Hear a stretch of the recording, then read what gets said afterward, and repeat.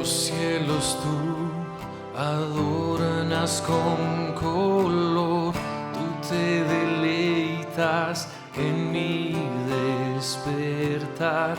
La creación entona tu canción y en asombro declaro mi amor,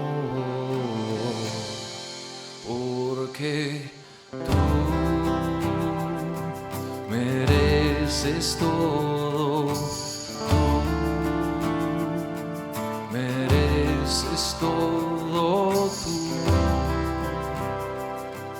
mereces todo, tú mereces todo.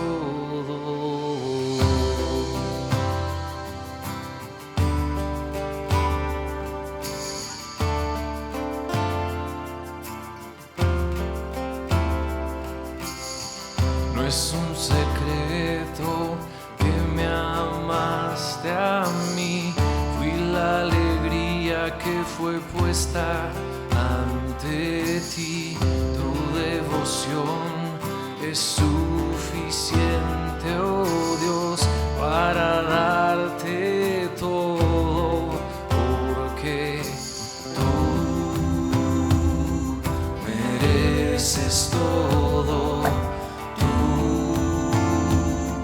Mereces todo, tú mereces todo, tú mereces todo.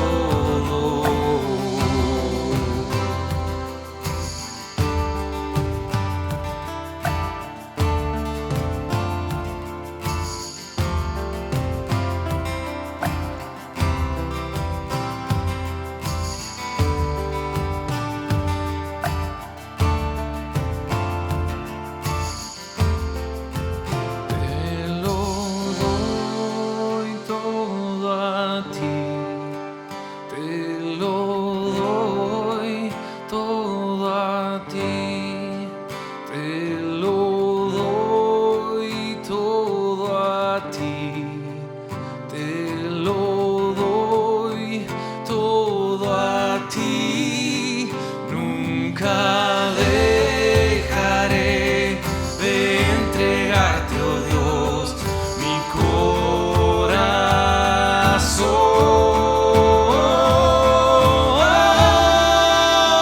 porque tú mereces todo, tú mereces todo. Mereces todo, tú mereces todo.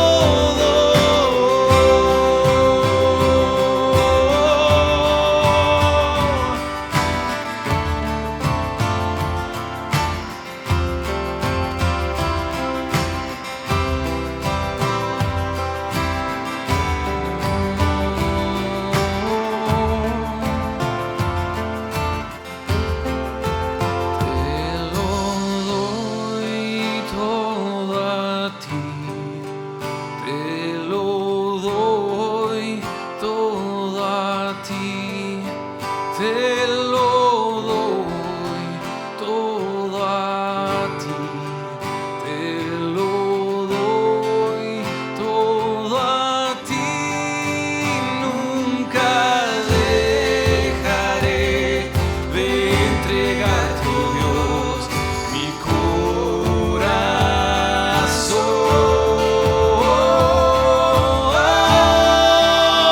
porque tú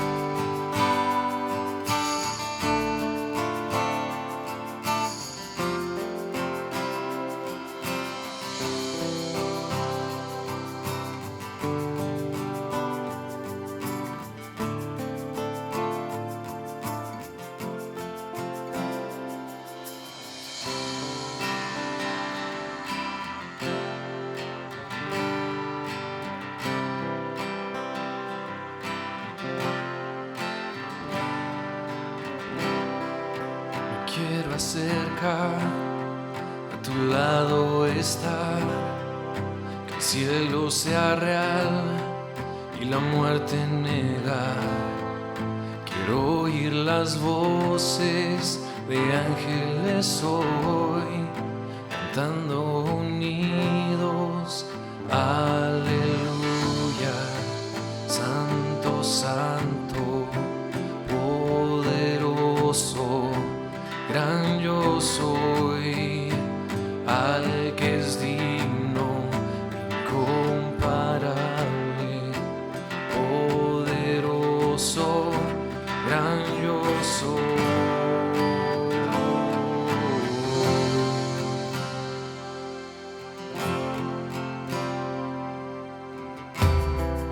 Me quiero acercar, a tu lado estar, al mundo amar y lo oscuro odiar, el valle de huesos ver revivir, cantando unidos, aleluya,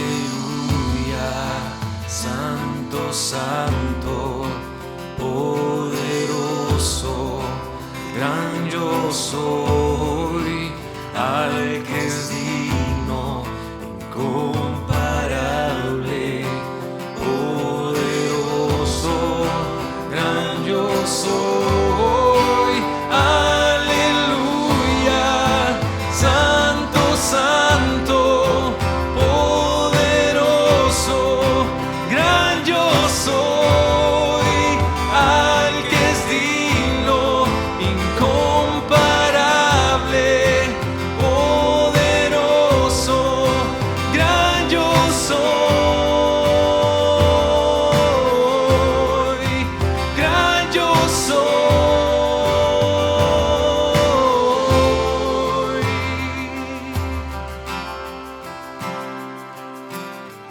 Tiembla ante ti la tierra, demonios huyen ya al mencionar tu nombre, Rey de majestad.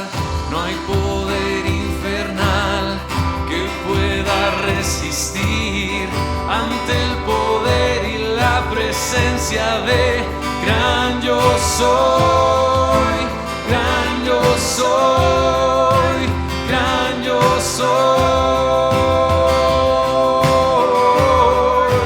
gran yo soy, gran yo soy, gran yo soy, aleluya, santo, santo, poderoso, gran yo soy, al que es digno, incomparable, poderoso, gran yo soy, aleluya, santo, santo, poderoso, gran yo soy, al que es digno, incomparable, poderoso, gran yo soy, gran yo soy, gran yo soy, gran yo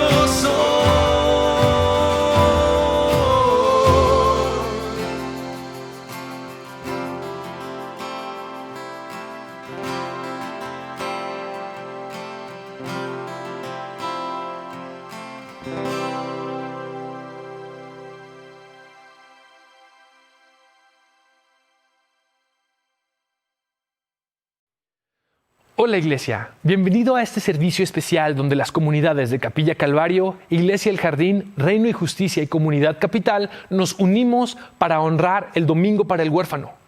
Y es que la palabra de Dios nos dice en el Salmo 82, versículo 3, recuerda al pobre, al huérfano y al menesteroso y hazles justicia.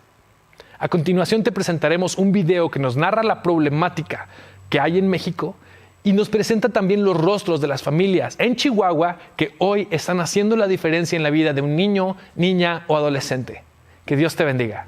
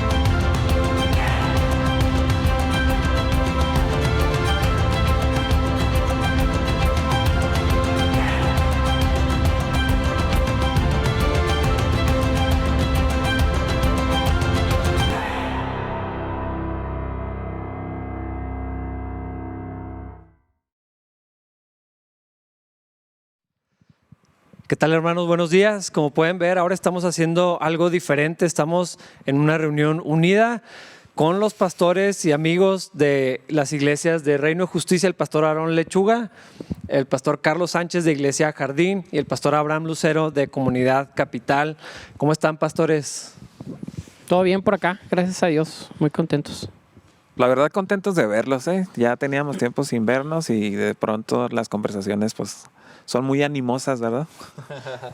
Sí, igual, muy contento de estar aquí y poder compartir este domingo, ¿no?, con ustedes. Sí, pues hoy, para los que no lo sepan, que yo creo que muchos no saben qué está sucediendo el día de hoy, 8 de noviembre, se celebra o se conmemora el Domingo para el Huérfano, y por eso es que estamos haciendo esta reunión unida, transmitiendo en las iglesias en conjunto, y queremos contarles un poco acerca de esto y hablar acerca del tema de los huérfanos, lo que la Biblia dice acerca de este tema, lo que creemos como cristianos. Así que por eso estamos reunidos en este formato así de panel para hablar de esto. Y al menos en Capilla Calvario no habíamos celebrado Domingo para el Huérfano antes. De ustedes, Aarón, sé que lo habían hecho, no sé si ustedes en sus iglesias El habían año hecho. pasado nosotros comenzamos con este tema, pero pues ahorita me parece una oportunidad extraordinaria, ¿no? De que vayamos haciendo cada día más conciencia de este tema que es tan importante, especialmente para nuestra ciudad. Y bueno, en buena hora estar hablando acerca de esto. Sí, para nosotros también es el primer servicio que hacemos enfocado al huérfano. Cuando estuve investigando acerca de lo que pasa en nuestra ciudad y sobre el tema, o sea, dije, hay que hacerlo más seguido, tenemos que estar hablando de esto, es un tema importante, es un tema que la iglesia tiene que poner el ojo y cuidado también, ¿no? Entonces, para nosotros, para mí creo que es esencial este tema. Padre, pues Aarón y Abraham, que tienen más experiencia que nosotros hablando de este tema en las iglesias, ¿podrían platicar a la audiencia, para los que no sepan, qué es Domingo para el Huérfano? Sí, pues es un domingo que ya tiene varios años que se ha estado impulsando en iglesias de todo el mundo prácticamente, ¿no? Con la intención de que nos juntemos alrededor del tema de la orfandad y que haya una especie de encarnación del evangelio a través de la predicación dominical de cada Domingo para el Huérfano, que es el segundo domingo de cada noviembre. Así es como está estipulado a nivel mundial. Son iglesias en todo el mundo, literalmente, cada vez son más. Aquí en Chihuahua, pues esperemos que el año que entra seamos muchos más los que estamos celebrando el Domingo para el Huérfano, que sabemos que otras iglesias lo están haciendo también. Pero la intención es esta. Hay una necesidad grande, hay una carencia de movilidad dentro de la iglesia con el tema de los niños, y me parece sumamente relevante porque necesitamos comprender que mientras haya una lucha por la adopción de todos los grupos allá afuera que se están peleando por quién sí quiere adoptar y quién no debe, la iglesia tiene que centrarse en su labor de obediencia simplemente. Entonces es una oportunidad, como decía Abraham, excelente para hacer una reflexión profunda sobre el actuar de la iglesia, la praxis de la iglesia con respecto a fundamentos muy básicos bíblicos. Entonces estamos en ese esfuerzo y queremos que seamos muchas iglesias las que estemos tomando conciencia de ello y es una necesidad real y creo que puede transformar nuestra sociedad. Mi experiencia comienza a partir de este acercamiento que nosotros tuvimos con Lightshine, que se encarga de las familias de acogimiento, específicamente con los niños de la ciudad, ¿no? Y la verdad es que ha sido una tremenda bendición para nosotros, como lo comentabas, ¿no? Llevar este concepto a la práctica. Y la verdad es que para nosotros particularmente, porque nosotros somos parte de las familias de acogimiento que tienen que ver con esta conciencia del huérfano, pues ha sido una bendición tremenda, enorme para nuestra casa, para nuestra familia, para nuestra iglesia. Hay un par de familias también que están ahí en proceso de nuestra iglesia o que se apuntaron en este sentido. Nosotros ya somos parte de eso. Tal vez hablemos más adelante de la experiencia que hemos tenido con este pequeño que tenemos en casa. Pero la verdad ha sido sumamente gratificante. Particularmente yo les puedo decir que de pronto tenemos ciertas dudas con respecto a ciertas cosas que hacemos, ¿no? Pero el tema de tener en este tiempo a este pequeño en casa, te les puedo decir a mi hijo, ¿verdad? Es creo de una de las cosas que tengo más certezas el día de hoy de que Dios me llamó a hacer esa parte. Como que hay muchas cosas que tal vez de pronto surgen ciertas dudas, pero en este caso es como una certeza muy profunda de lo que yo tengo que hacer en este tiempo. Pero este tema del acogimiento familiar, yo creo que sí es algo que muchas personas ni siquiera saben todavía qué es. Yo creo que muchos, así como yo, lo conocimos en las películas. Siempre se hablaba de las familias foster o acogimiento y es algo que no existía en México hasta hace poco tiempo, a través del esfuerzo que quiero reconocer a Familia Lightshine, que ha hecho un esfuerzo titánico, muchos años de trabajo empujando esto, coordinando, enseñando y en un sentido educando y llegando al punto donde de una manera que yo se lo atribuyo milagrosamente al Señor, hasta leyes se hicieron modificaciones para que pudiera existir esta modalidad en México que no existía, que yo creo que una gran parte de la población no sabe qué es el acogimiento familiar y es lo que está sucediendo en el caso de ustedes. No sé si hablaríamos de eso o lo vemos más adelante para explicar Yo quiero a lo mejor extender un poquito tu comentario porque la verdad es que culturalmente tenemos un problema con el tema de la orfandad. Y obviamente el tema de las familias de acogimiento, que es algo que va de la mano, que es relativamente nuevo para nosotros, ¿no? Pero yo me iría por el tema de la orfandad, ¿no? Como que en el inconsciente colectivo de nuestra cultura tenemos esta percepción de que es malo. No quiero quemar aquí a mi familia, ¿verdad? Mi relación con mi hermana ha sido sumamente peculiar. Es esta relación de amor-odio, ¿no? La amo con toda mi alma, pero a veces quisiera ahorcarla. La forma en que ella me ofendía a mí cuando éramos niños era, tú eres adoptado. Es que tú eres adoptado, ¿no? Y es que está como muy estacionado, muy arraigado en el inconsciente colectivo esta situación, ¿no? Y lo podemos ver o no lo podemos ver porque es de cierta manera inconsciente. Pero si partimos de esto, encontramos un problema, un bloque que creo que es con lo que se ha encontrado la asociación de Lightshine, ¿no? Que es una situación social, cultural del pensamiento en el que estamos. Y estamos haciendo esto, obviamente, porque estamos haciendo contracultura, estamos de acuerdo, estamos concientizando, estamos presentando un trabajo que, como tú lo decías, es titánico, que tiene que ver con un fundamento sólido de la palabra de Dios, que es, yo creo, una de las cosas en las que se debería, particularmente, ¿no? Cada quien tendrá su punto de vista, pero la iglesia tendría que estar muy enfocada en este tema específico. Creo que este tema terminaría con muchas discusiones en cuanto al tema ideológico, terminaría con muchas cuestiones en el tema de violencia, por darles algunos índices, ¿no? que creo que si nosotros fuéramos más conscientes del tema de la orfandad o de las familias de acogimiento, que atajan estas problemáticas desde las primeras edades de los niños, ¿no? Entonces me parece a mí que la iglesia debería ser más consciente, más trabajadora en ese sentido, y con eso cierro mi comentario. Es que es un tema relativamente nuevo. Tenemos pocos años con el tema de acogimiento. Obviamente el tema de adopción, que es también el otro gran eslabón que tenemos que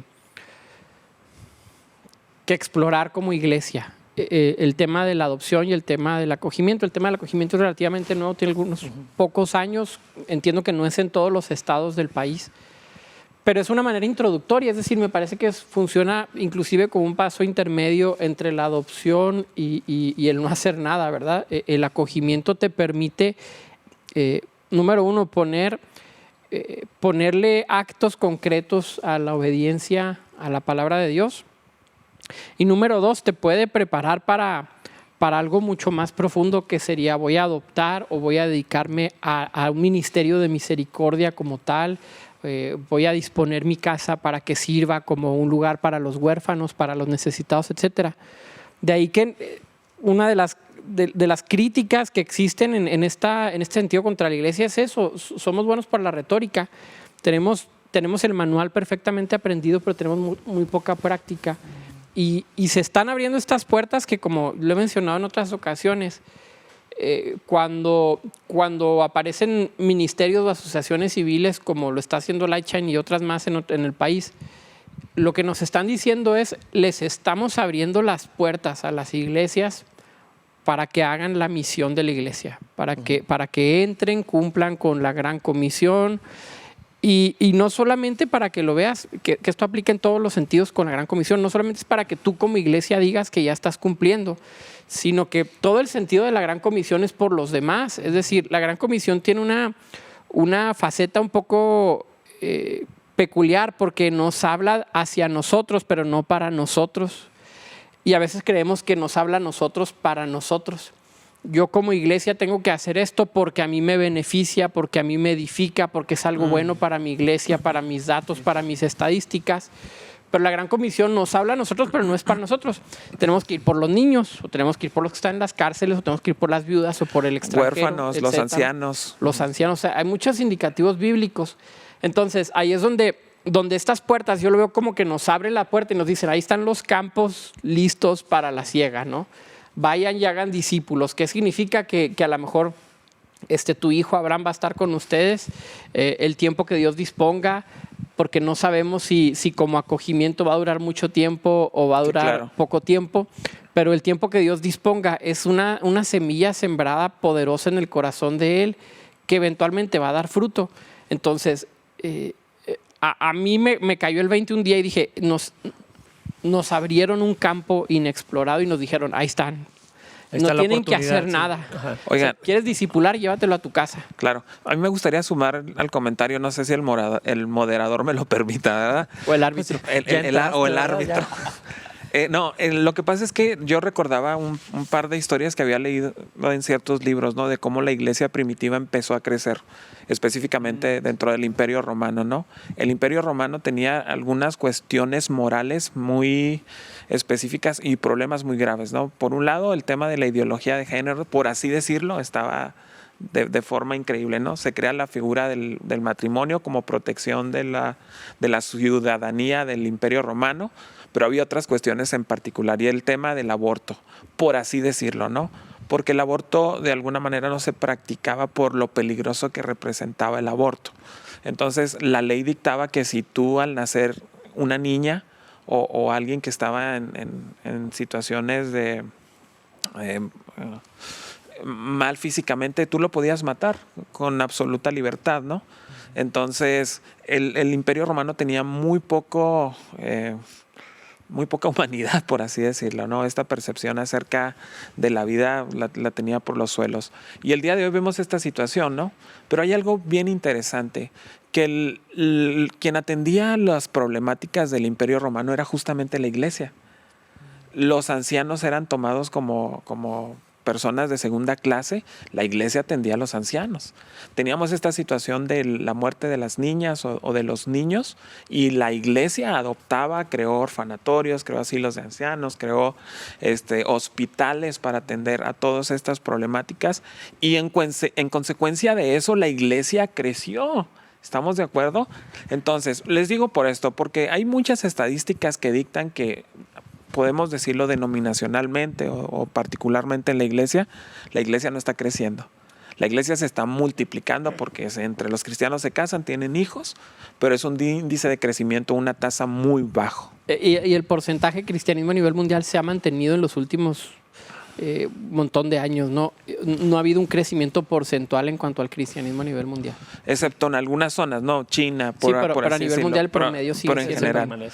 Y me parece que el tema de cuidar estas situaciones, que el día de hoy son tan latentes, haría que el cristianismo creciera de manera exponencial por las personas que atraes, por las personas que cuidas, pero porque también en ese sentido el amor es totalmente irresistible para el ser humano. Así que, como tú lo decías, está el campo, tenemos ya las herramientas para hacerlo, pero como dice la Biblia, ¿verdad? La mies es mucha, pero los obreros son flojos. Fíjate que también estuve leyendo un sociólogo que habla acerca de cómo se expande la iglesia en los primeros años y cómo llega la iglesia a impactar el Imperio Romano, ¿no? Y habla, es un poco, a lo mejor, es casi lo mismo que de lo que tú estabas comentando, pero él habla acerca de unas epidemias que pasaron en el año 265, creo. Y fueron muy fuertes esas epidemias. Entonces, este sociólogo investiga y dice que el gobierno pues se va a las montañas, ¿no? Las grandes élites también se van, ¿no? Los sacerdotes de las otras religiones no saben qué hacer y no saben explicar por qué los dioses están tan furiosos y se van, ¿no? Y habla acerca de los filósofos, o sea, los filósofos tampoco entienden lo que está pasando. Pero los únicos que se quedan realmente es la iglesia. Es la iglesia. Entonces, él habla acerca de cómo la iglesia va creciendo poco a poco. O sea, muchas veces creemos que la iglesia primitiva fue una gran explosión y que creció rapidísimo, pero realmente este sociólogo dice que no crece tan rápido. O sea, son iglesias muy pequeñas en las ciudades, muy pequeñas, pero cuando suceden este tipo de cosas, como la epidemia, cuando suceden este tipo de cosas acerca de que un niño está deformado, ¿no? y lo tiran, y los cristianos van por ellos. Los cristianos se quedan en medio de la epidemia y van por los enfermos, entierran a los que están ya muertos. Eso hace que las personas volteen a ver al cristianismo, que volteen a ver lo que está pasando.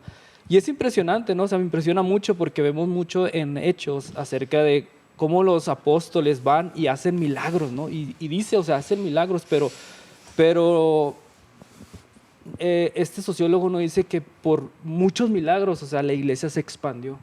Dice por el amor que ellos dieron a cada uno, a los enfermos, a las viudas, a los que están padeciendo esa enfermedad, una epidemia. Eso fue lo que impacta a las personas y hacen que el cristianismo se vuelva irresistible. ¿Sí me explico? Que quieran permanecer ahí porque hay amor realmente, hay cuidado, hay esa como fraternidad real, ¿no? Y sincera entre personas. Entonces, es una estadística o es un dato tal vez que nos tiene que ayudar para ver este tema acerca del orfandad, ¿no? Acerca de cómo realmente vamos a demostrar que existe un amor como el de Jesucristo en nosotros, pues amando al perdido, o sea, amando al huérfano, amando a la persona que no tiene, al necesitado, ¿no? Sí, y es que dicen Hechos 2 que tenían favor con todo el pueblo y el Señor iba agregando a los que habían de ser salvos, pero estaba sucediendo por medio de estas acciones. Y hablan del favor, ¿no? Específicamente, tenían un concepto superior, una perspectiva positiva acerca de la iglesia en ese sentido, ¿no? Porque el amor era algo que los definía. Entonces, y las condiciones eran las peores para la iglesia. en ese momento, o sea, con toda la persecución, con todo lo que estaba viviendo.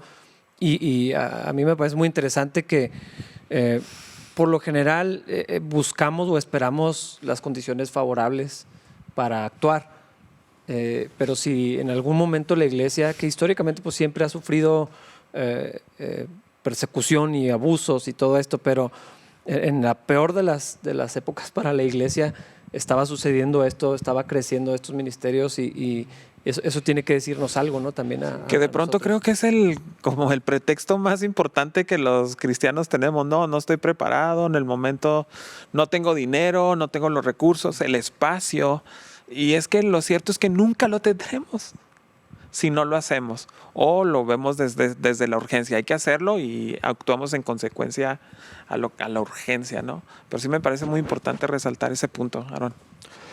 Eso que mencionan sobre las condiciones no ideales es tan paradójico porque pareciera que la iglesia está diseñada para funcionar en condiciones no ideales.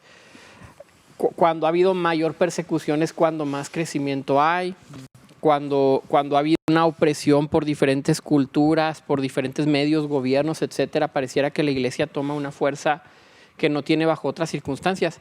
Y la triste realidad es que estamos viviendo una cultura sumamente cristianizada, desde los valores cristianos, nuestra moral cristiana, inclusive pensando a propósito de las elecciones que están llevando a cabo ahorita en Estados Unidos, la Constitución de Estados Unidos está fundamentada sobre principios cristianos donde se establece todos los hombres son creados iguales. Este es un principio cristiano y a partir de esta Constitución muchos países copian sus propias constituciones, incluyendo el de nosotros.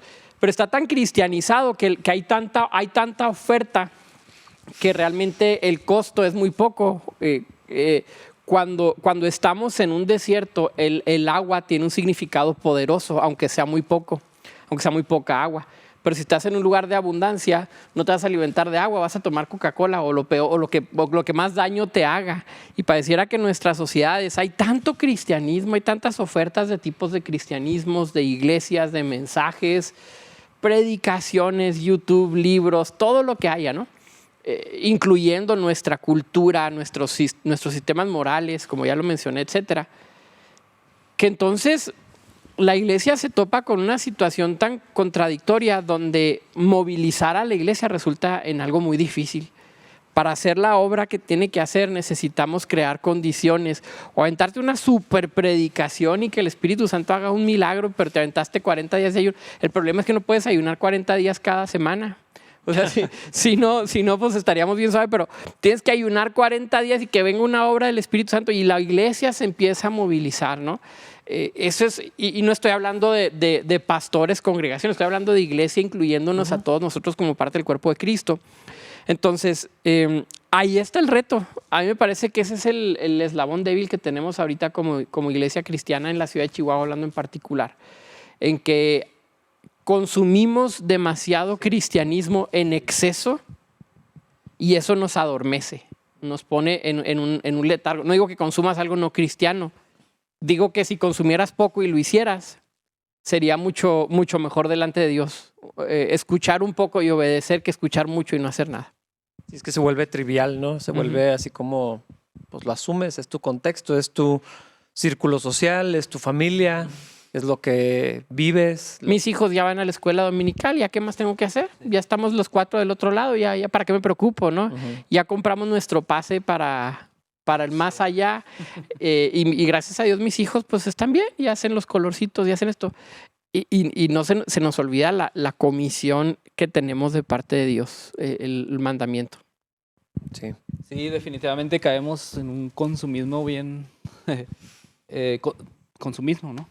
Consumismo. Y un dato que a mí y a otra persona de la iglesia nos impactó una vez es cuando apenas empezaba esto de la pandemia, llegó una persona y nos tocó, y estábamos transmitiendo en vivo, ¿no? Y nos tocó y entró y nos pidió ayuda, que no tenía nada de comer, y ya pues nosotros teníamos un poco, le dimos, y le dijimos, no, pero háblenos por teléfono y conéctese. Y es que no tengo ni teléfono ni tengo internet. Y como que los dos caemos en conciencia, es que, caray, o sea, no estamos conscientes de lo que está pasando en nuestra sociedad. O sea, no estamos ni conscientes nosotros la necesidad probablemente que está pasando. O sea, vivimos tanto, como dices tú, en este círculo, en los edificios, ¿no? Que bueno, pues no creo que esté mal juntarnos, pero vivimos simplemente en esta burbuja, ¿no? De que todos los que están aquí a mi alrededor tienen lo que yo tengo, o sea, Vivimos todos igual. todos vivimos sí. iguales y pensamos que la sociedad esté igual, o sea, necesitamos, yo creo, esa parte de estar conscientes de que realmente hay una necesidad muy grande afuera, que realmente no todos tienen internet, no todos tienen teléfono para ver las transmisiones, hay personas que no tienen, o sea, necesitamos ser conscientes de eso para poder escapar, ¿no? De este consumismo que nos está apagando como iglesia. Y entonces aquí es donde una organización como Familia Lightshine, como las palabras que decía Aaron, nos presenta así una oportunidad ya estructurada, ya armada. Todavía podríamos decir que naciente, ¿no? O sea, realmente tiene muy poco tiempo, pero se nos presenta una oportunidad que antes no existía para poder llevar a cabo la Gran Comisión. Es una herramienta, es una vía para cumplir con esto. Yo estaba pensando ahorita, cuando, pues me imagino todos aquí crecimos en el cristianismo, al menos conocimos de niños, ¿no? Y allá hace muchos años, no voy a decir cuántos, los orfanatorios eran como una moda para la iglesia y luego dejaron de existir en la mente colectiva, pero siguen ahí. La necesidad no ha cambiado. De hecho, no sé si podríamos decir que es mayor, no sé si tengan alguna estadística, pero como que esta idea de que la iglesia participaba en orfanatorios o hacía algo por el huérfano ha desaparecido. A mí me parece que está resurgiendo, no como algo nuevo, porque no lo es, pero sí como algo que Olvidado, ¿no? estuvo como adormecido, sí, por muchos años. No sé si piensan lo mismo. Sí, yo creo que parte de esta cuestión que hemos glamorizado terriblemente el evangelio, ¿no? O lo hemos relevantizado, si existe, no existe la... relevantizado, ¿no? Como que las causas, o sea, no son muy taquilleras, ¿estás de acuerdo? Atender a las personas, a las mujeres en problemas de violencia, atender a los hombres en situaciones de adicciones, atender a los niños, ¿no? Que no tienen, o a los ancianos en situaciones de abandono. No son como que... No son el glamour de las alabanzas, de las luces, de los congresos, de las los predicaciones. Entonces, de los podcasts, hemos hecho tan glamuroso el evangelio que hemos perdido la razón de la existencia. Estamos en un grave problema existencial, definitivamente. Y creo que estas causas nos vuelven a lo central del evangelio, definitivamente. ¿Qué propondrían ustedes a sus iglesias de manera concreta? Y tenemos, todos ustedes, ya te quité el hosting. Sí, te iba a decir como tú le dijiste a un amigo nuestro, ¿verdad? Deja de guiar la conversación. Deja de producir. Deja de guiar la conversación. La duda sería que, ¿qué cambios tenemos que hacer en nuestras iglesias como pastores principales? Porque también hay una función en la iglesia donde el pastor toma decisiones. Es decir, mucha de la gente dice, pues es que mi iglesia no hace nada, que eso es un pésimo pretexto, ¿verdad? O sea, yo una vez en nuestra congregación teníamos 5 o 6 obras ministerios sociales al mismo tiempo, y un año lo quitamos. Y el reto era a ver cómo le haces para vivir como cristiano sin que la iglesia te esté poniendo un calendario. O sea, tú hazlo, tú ve, tú apoya, pero es tu responsabilidad delante de Dios. Sin embargo, si hay una responsabilidad de nosotros como pastores para iniciar una agenda o para tratar de impulsar a que la gente encuentre satisfacción en la obediencia a la palabra. ¿Qué cosas podemos hacer en lo práctico? O sea, ¿cómo empezaríamos como iglesias, cada uno de nosotros, a meter a la gente en una dinámica de obediencia? Bueno, ahorita creo que mencionabas dos cosas que se me hacen fundamentales. Una, la responsabilidad individual del cristiano.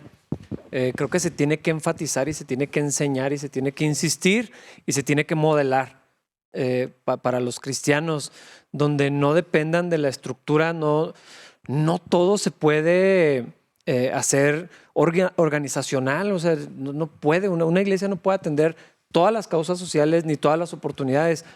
Y creo que es cómodo para todos esperar a que sea institucionalizado y organizado y la iglesia lo hace, entonces yo nomás voy y pongo una parte. Entonces creo que sí se tiene que insistir en la responsabilidad individual para que todos pongamos atención a la gente que está en nuestro camino. O sea, pienso en la historia del buen samaritano, ¿no?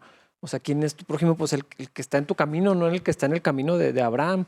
Y tenemos ese mal hábito, como cristianos, no voy a hablar de las iglesias, o sea, todos los cristianos, de desresponsabilizarnos, donde, oye, es que está esta necesidad. ¿Qué puede hacer la iglesia por esto? Y entonces la responsabilidad cae en manos de la institución, cuando, pues no, la iglesia no. O sea, creo que es obvio que Dios te está llamando a ti. No todo se va a ver glamuroso, no todo va a ser para subir una foto en Instagram y se va a ver bonito. Hay necesidades que tienes que atender en lo privado. Entonces creo que por un lado hay que insistir mucho en la responsabilidad personal para que cada quien utilice y sea muy consciente de su responsabilidad de administrar sus dones, recursos, talentos, su tiempo, las prioridades en su familia para poder vivir en expresiones del evangelio. Por el otro lado de la institución, yo sí creo también que los pastores y las iglesias de manera organizacional tenemos que proveer algunas vías. Yo no creo que podamos darlas todas porque son demasiados los ministerios que podrían existir, pero cuando menos 1, 2, 3, no sé cuántas se puedan, canales porque también ahí como pastores, pues nuestro deber es habilitar a la gente para que use sus dones, sus capacidades, sus talentos, sus recursos. Entonces, si proveemos algunas vías y los canalizamos y los dirigimos y apoyamos esto, que puede ser desde crearlo, desde la iglesia, ¿no? Hay iglesias que tienen sus propios ministerios, comedores, salidas hacia afuera, o la afiliación con organizaciones que ya existen, que en este caso, como hemos mencionado, de Familia Lightshine, me parece una vía perfecta, como hay otras, para que la iglesia asume los esfuerzos con alguien que está 100% dedicado a la operación, que tienen ya, o sea, conocen cómo funciona esto, tienen procedimientos, filtros, lazos con el gobierno, ya, o sea, ya todo funciona. Lo que la iglesia puede hacer en específico con esto es acogerlo, presentarlo, apoyarlo, animar a las familias, apoyar a las familias que se involucren. Eso sería una posibilidad. Sí, pues estoy de acuerdo con lo que está diciendo Rafa, ¿no? Y yo creo que otra de las cosas que puede impactar a la iglesia, pero también creo que necesitamos tomar nuestra propia responsabilidad y como pastores, ¿no? Y a lo que voy es que, por ejemplo, lo que hizo Abraham de tener a un chiquito contigo, de adoptarlo, de estar con él, ¿no? Ese es algo también totalmente radical para nuestras vidas, para nuestra familia, para nuestros hijos y para la iglesia también, ¿no? Entonces yo creo que debemos estar nosotros también como pensando, ¿no? en esta posibilidad de que nosotros también podríamos estar, ya sea adoptando o teniendo a un niño de acogimiento, ¿no? Entonces creo que esa es una área, es una predicación muy práctica que podría suceder dentro de nosotros, de nuestra familia. Claro que cada familia es diferente y en sus posibilidades, ¿no? Pero creo que sí debemos estar pensando en esta posibilidad, ¿no? Fíjate que lamentablemente, yo lo digo por lo menos en nuestro caso, el que nosotros fuéramos parte de familias de acogimiento nace de una necesidad muy particular, de este niño que tenía necesidades muy, muy específicas, y es como lo dice Carlos, es más poderoso la comunicación, ¿no? El ejemplo, que las palabras, definitivamente. Pero la verdad es que nosotros hemos experimentado cosas extraordinarias y nosotros siempre estamos comunicándolo a la gente. No porque la mano izquierda sepa lo que hace la derecha, sino porque hay muchas verdades, de veras, y se los digo, teológicas, bíblicas, doctrinales, que se llevan a la práctica al estar experimentando de primera mano el tema del acogimiento. Les platico rápidamente, ¿no? Nosotros tenemos cierta percepción de nuestra relación del hombre con Dios, ¿no? Y les platico mi experiencia no sé si cambiando mucho el tema, pero me parece importante. De la relación que nosotros tenemos como humanos hacia Dios. Cuando nosotros tenemos el primer acercamiento con este niño, particularmente yo, este era un niño de meses que había vivido violencia en su casa y había caído en un cuadro de salud muy grave que prácticamente, más bien le costó la vida, porque algunos que conocen la historia saben que mi niño viene de la muerte. Dios lo levantó de los muertos, porque viene de un contexto de violencia. Y hay cosas a considerar muy, muy importantes. Cuando nosotros conocimos a este niño tenía 6 meses, no, tenía casi 9 meses, ¿no? Por ahí. No me recuerdo mucho, pero de pronto yo empecé a hacer algunas investigaciones, ¿no? Y de pronto me di cuenta que los seres humanos tenemos nuestra primera percepción de la justicia a los 10 meses de edad. Es decir, un niño empieza a discernir lo que es bueno y malo, y lo podemos ver muy práctico, ¿no? Un niño que de pronto no se va con un adulto, pero que es muy fácil irse con otro adulto, ¿no? Porque un niño a los 10 meses tiene una percepción. ¿Por qué les digo esto? Porque cuando conocí a este niño lo abracé, lo tomé en mis brazos la primera vez que lo vi, pero no le hablé. Entonces, en cuanto yo le hablé, la voz grave lo asustó. Entonces, porque él venía en un contexto donde todo lo que se viera, todo lo que se oyera, todo lo que oliera a hombre, correspondía a violencia. Entonces, para mí era muy doloroso, se los digo con todo el corazón, que las primeras semanas al yo acercarme a este niño, él empezara a llorar con mucho sentimiento y dolor, porque yo representaba la violencia en toda la percepción de vida que él tenía, ¿me explico? Y hay algo bien interesante, miren, nosotros por las condiciones, es una historia increíble. Nosotros lo sacamos del hospital prácticamente con la ayuda de Laisha y también del gobierno, o sea, de fiscalía, pero nosotros lo tuvimos que sacar, por así decirlo, como si nos lo estuviésemos robando. Clandestinamente. Sí, porque su papá estaba en recepción violento, queriéndolo. Entonces ya el DIF le había quitado la custodia a la familia. O sea, todo el proceso legal estaba, solo que nosotros lo tuvimos que sacar por la puerta de atrás. El niño salió desnudo, totalmente desnudo, porque tenía mucho tiempo en el hospital solito y sus papás no lo habían atendido. Cuando él llegó a mi camioneta, él ya tenía una familia. Lo recibieron sus abuelas, él tenía un papá, una mamá, una iglesia que había estado orando por él. Él llevaba la camioneta llena de regalos, de juguetes, de ropa. Es prácticamente la salvación. Sí. Cuando llegamos a Cristo, llegamos desnudos, solos. Llegamos con múltiples problemas, llegamos vulnerables, llegamos golpeados.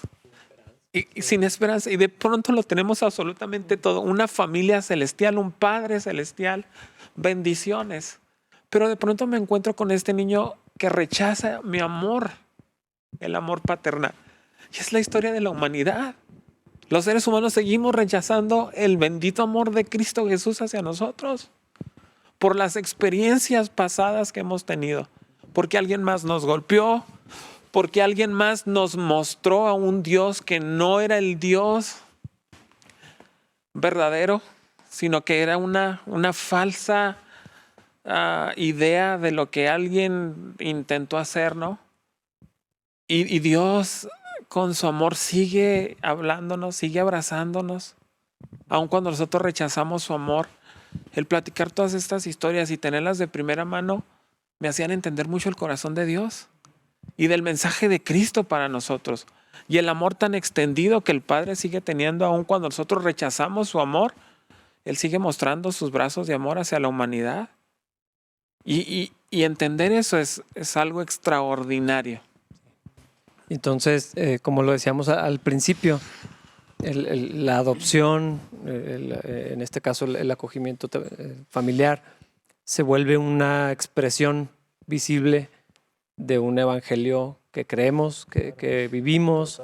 Se vuelve una vía para que personas puedan comunicar y llevar el evangelio a la práctica.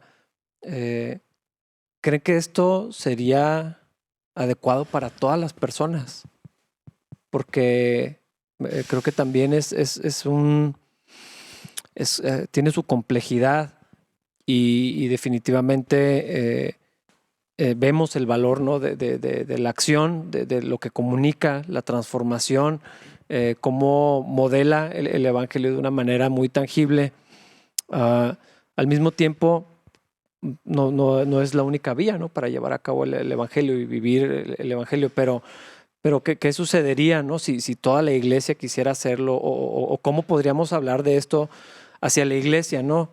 Para que puedan entender un poco más cómo se ve la vida de acogimiento familiar, o de qué otras maneras la iglesia cristiana puede participar. Yo como cristiano, yo con mi familia, ¿cómo podemos participar de esto y permitir que esto siga creciendo, hacerlo llegar a más personas? O qué otras variables hay en esta oportunidad del acogimiento temporal. ¿Quieres que conteste yo? Los tres, Mira, el que quiera. Es que hay dos temas aquí y creo que van de la mano. Por un lado, el tema de la adopción, que es un tema definitivo, pero el tema de las familias de acogimiento es un tema temporal. Entonces, a mí me parece muy buena la experiencia que proveen las familias temporales, porque es como una forma de no tener una responsabilidad definitiva. Es una responsabilidad muy grande, pero por un periodo de tiempo, me explico. Entonces, como que de pronto gente tiene esta percepción, no, pues es muy definitivo, una adopción, es una responsabilidad a largo plazo. Y pensando de forma negativa, ¿no? Les estoy diciendo, en esta percepción del inconsciente colectivo de la sociedad que tenemos acerca de las responsabilidades. Creo que Lightshine provee una responsabilidad por un poco tiempo que creo que podíamos soportar, pero sé que cuando terminas esa experiencia te quedas tan enganchado con eso que definitivamente vas a tomar una acción más permanente. Muchos con lo vuelven a eso. hacer, sí. Definitivamente. Me preguntaba por este lado, para darles más contexto. Hay gente que conoce del programa y dice, hijo, qué padrísimo, pero yo no puedo hacer esto. No estamos listos, no, independientemente de las razones de su corazón, ¿no? O sea, lo que dicen, no estamos listos, creo que no nos funcionaría, no estoy preparado, no es el tiempo, lo que sea. Pero ¿qué podíamos hacer como cristianos para participar de esto, para sumarnos a esto? Algunos tal vez su rol sea ser las familias que reciben niños, ¿no? y jovencitos de manera temporal, pero y el resto de la iglesia que no tome esta acción, que sí es valiente, es muy admirable, y todas las bendiciones y las complejidades que pueda traer, pero para las personas, los demás, ¿qué queda? Yo pensé que en nuestra congregación tenemos una familia de acogimiento y una de las cosas que motivó mucho a la iglesia fue que en un domingo para el huérfano, si no me equivoco, hace 2 años, ese domingo le confirmaron a esta familia que estaba por recibir a su niño. Entonces para la iglesia fue como una celebración. Organizamos un shower de bienvenida, ¿no? O sea, pañales y ropita y todo esto. Y toda la iglesia se gozó con esta familia. La familia se sintió muy apoyada, claro. Se sintió bendecida, se sintió que no estaban solos. Entonces, esta es una opción. Sé que hace algunos años comentaban algunas personas, creo que eran de Lightshine, la opción de tíos de acogimiento, ¿no? O sea, familias que funcionaran. Oye, con apoyo, préstame al niño. Al cine, váyanse al cine. Que si hay alguien que tiene ese ministerio, también claro. Yo lo necesito. Por si quieren hablarme. Queremos crear uno para hijos de pastores. Les dejo a mis 2 niños, aunque sea 2 o 3 semanas o algo así.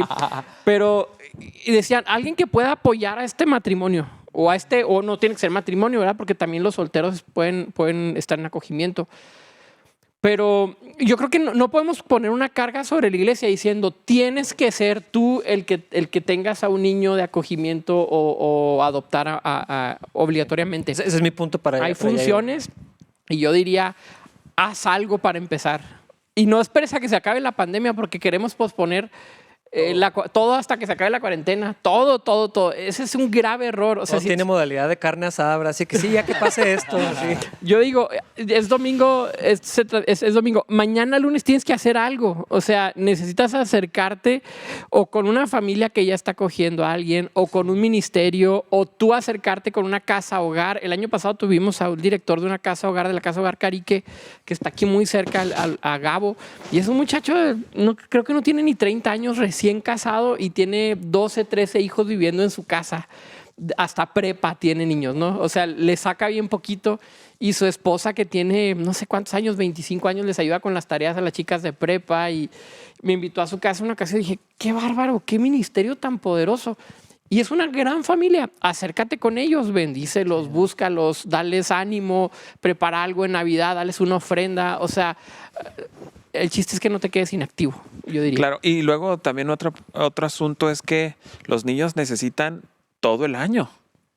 Y lamentablemente como que tenemos también esta percepción de que nomás en Navidad o necesitan, ¿no? El tema de ir, porque como que nos ponemos muy sensibles los últimos meses del año, ¿no? Entonces queremos abarrotar las casas, hogares, o de pronto la ayuda. Pues esa brecha se puede cubrir con comunicación, ¿no?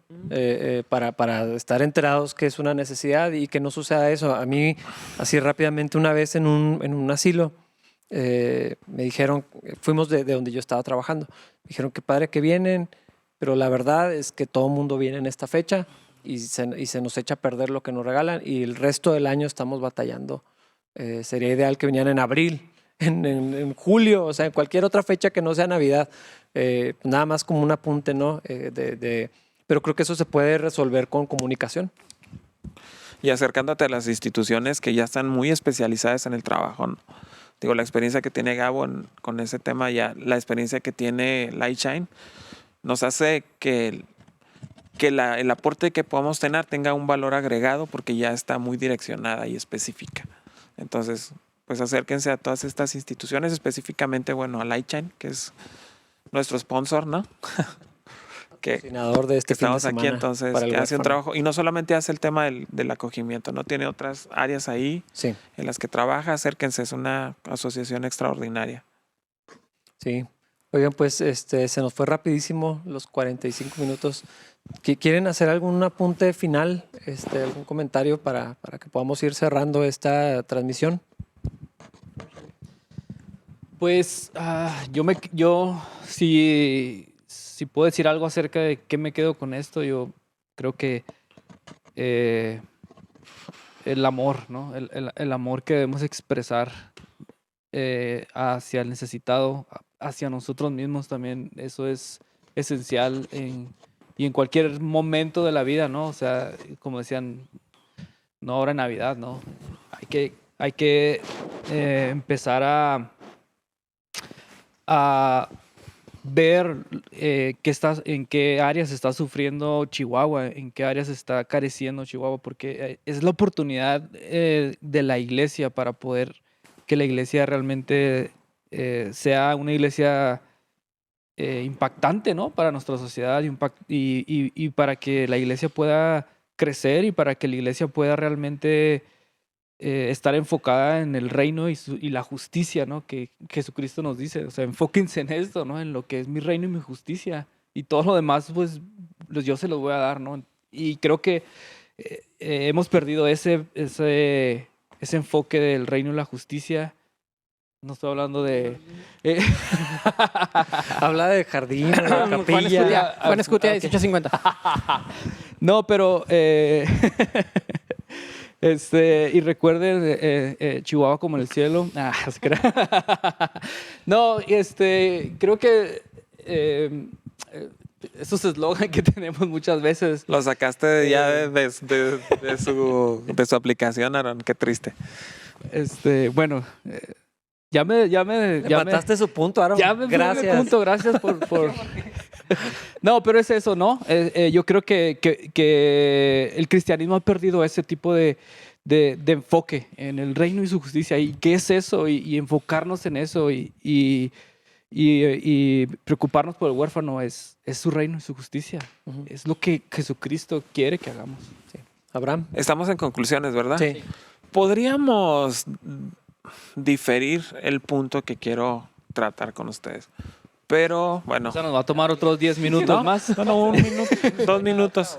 No quiero meterme en las contiendas que de pronto no son pocas ni menores, pero quiero concluir con esto, ¿no? Y podríamos decir, de cierta manera, que el Salvador del mundo, de cierta manera, fue adoptado. Y fue adoptado por José, ¿no? Porque no era su padre natural, sino que él asume esta tarea por la dirección del Espíritu Santo, ¿no? Por la dirección de Dios específicamente. Y es algo extraordinario porque Él se encarga de Jesús. Y sabemos muy poco acerca de José, ¿no? La Biblia no nos habla, no nos dice mucho. Incluso yo estuve buscando algunas referencias históricas y tampoco encontramos algunas. Pero encuentro una pista que me pareció, cuando la encontré, extraordinaria, ¿no? Y es que hay un pasaje que me gusta mucho, está en Marcos capítulo 14, verso 36, que dice, está hablando acerca de Jesús, dice, y decía, Abba Padre, todas las cosas son a ti posibles. Traspasa de mí este vaso, empero no lo que yo quiero, sino lo que tú. El verso comienza haciendo una declaración extraordinaria, dice Abba Padre, y la está haciendo el Señor Jesucristo. Abba Padre era una frase que hacían los niños hebreos a su temprana edad, cuando eran pequeños, que significa papito, papi, papito. Entonces el Señor Jesucristo se está dirigiendo al Padre Celestial como su papito, como su papacito, como su papi. Y me llama mucho la atención porque hay algunos comentaristas bíblicos que dicen que sin duda la experiencia que Cristo había tenido en su hogar era muy positiva, porque Él obviamente se tuvo que dirigir a José como su papito, como su papi, como su Abba Padre. Y Jesús tenía esa referencia de José, una referencia muy positiva, porque José, dice en la Biblia, que era de un carácter muy bueno, un buen carácter. Entonces Jesús puede expresarse al Padre con esa confianza con la que su Padre terrenal le enseñó. Y de aquí surge una pregunta que me parece extraordinaria. Si una persona no ha tenido a un papá, ¿cómo aprenderá a decirle papá a Dios? Es decir, nosotros construimos de pronto toda nuestra percepción de Dios, sea positiva o negativa, a partir de las experiencias familiares que tenemos, definitivamente. Quiero terminar el comentario. De pronto me encuentro con gente que no entiende a Dios como un proveedor porque tuvo un padre miserable. De pronto no puede encontrar en Dios un padre de amor porque nunca le manifestaron amor en su casa. Y me llama mucho la atención ver cómo Dios viene a cambiar todas estas percepciones con ciertas cuestiones. Pero me llama mucho la atención cómo nosotros podemos ser un factor de cambio para un niño que está en situación muy compleja, con una experiencia maternal y paternal terrible, y podemos cambiarle no solo la vida, sino la eternidad. Porque al nosotros presentarnos como padres, estamos presentando el amor de Dios. Si una persona no puede experimentar a un buen padre, no va a poder experimentar al Padre Celestial, a menos que nosotros cambiemos esa percepción. Así que me parece una oportunidad extraordinaria de podernos incluir en esa experiencia y cambiar la eternidad de una persona. Aarón, ¿algún comentario final? Pues nada más el tema de encarnar el evangelio, de pasar del discurso a la obra. Siento que estamos saturados de retórica, de discursos, y la invitación es pasar del simple discurso y de la creencia de la ortodoxia a la ortopraxis, hacer las cosas que tenemos que hacer. Ya. O sea, ya. Hoy hay niños que necesitan que la iglesia se despierte y actúe como en congruencia con el llamado que tenemos. Nada más sería una amorosa exhortación a toda la iglesia que pueda estar viendo esta transmisión y que estemos orando por esto.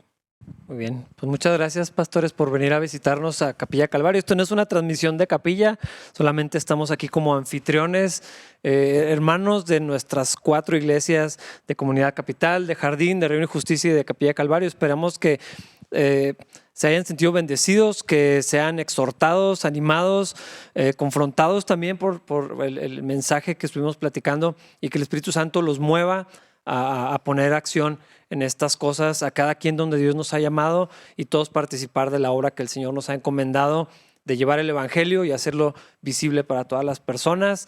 Que Dios los bendiga, disfruten de su domingo. Pastores, gracias, nos vemos pronto. Rafa. Muchas gracias a todos por aquí. Gracias, hasta la próxima.